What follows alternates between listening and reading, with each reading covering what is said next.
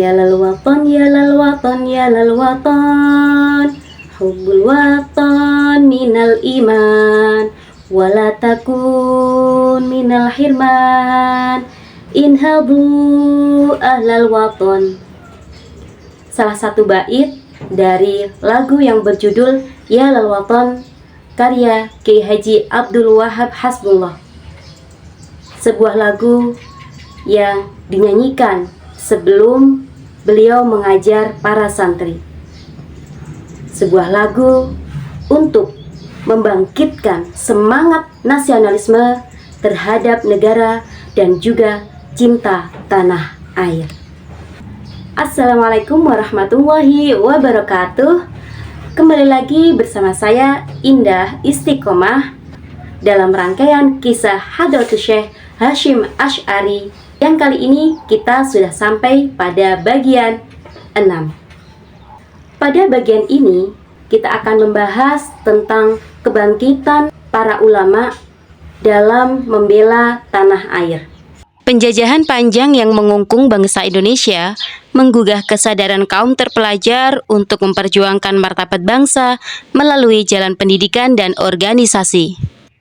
Kebangkitan nasional ini ditandai dengan munculnya organisasi modern pertama yang bernama Budi Utomo dengan Dr. Sutomo sebagai tokoh utamanya. Organisasi ini berdiri pada tanggal 20 Mei 1908 yang hingga saat ini kita kenal tanggalnya sebagai Hari Kebangkitan Nasional.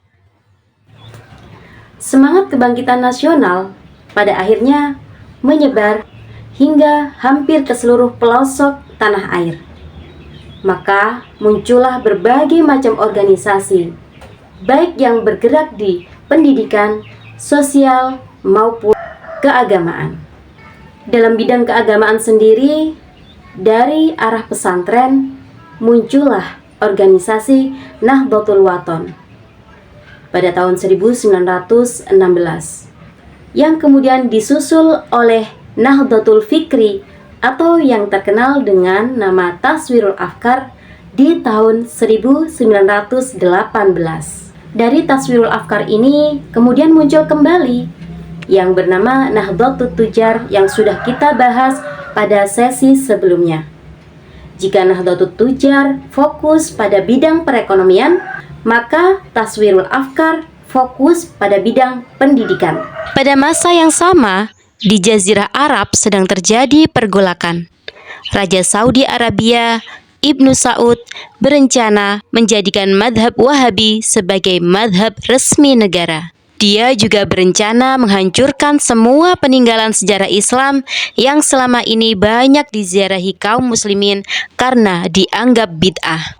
Di Indonesia, rencana tersebut mendapat sambutan hangat kalangan modernis seperti Muhammadiyah di bawah pimpinan Kiai Haji Ahmad Dahlan maupun PSII di bawah pimpinan Hos Cokro Aminoto.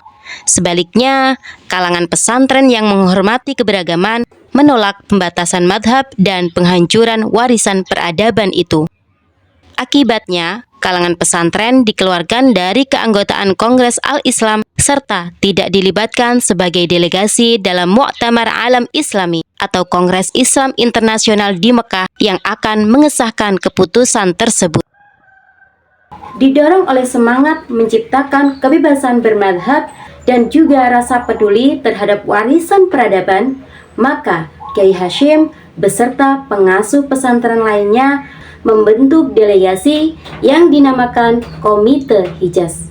Komite Hijaz tersebut dibentuk dalam rangka menghadiri Kongres Islam Sedunia untuk menyampaikan pesan kepada pemerintahan Ibnu Saud supaya umat Islam yang beribadah di Mekah diberikan kebebasan sesuai dengan madhabnya masing-masing.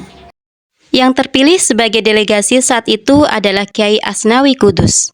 Akan tetapi, setelah terpilih Kiai Asnawi sebagai delegasi, timbul pertanyaan, siapakah yang berhak mengutus Kiai Asnawi menghadiri Kongres Islam Sedunia ini?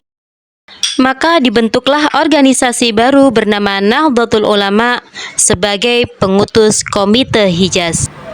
Demikianlah perjalanan gerakan kebangkitan nasional yang akhirnya melahirkan organisasi-organisasi baik di bidang sosial, ekonomi, maupun keagamaan.